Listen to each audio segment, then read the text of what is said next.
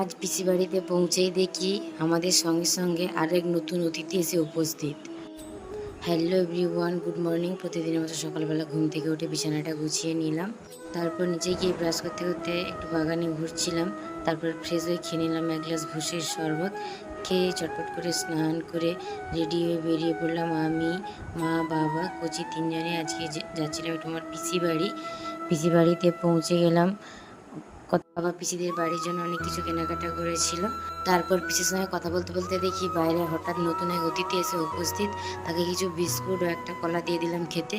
তারপর বাবাও বেরিয়ে গেল। তারপর আমরা মুড়ি মেখে আমি আর আমার দু বোনও তিনজন মিলে খেয়ে নিলাম। তারপরে খেয়েছিলাম বেদানার আইসক্রিম, আমার বোনও বাড়িতেই বানিয়েছিল। তারপর দুপুরে লাঞ্চটাও কমপ্লিট করে নিলাম।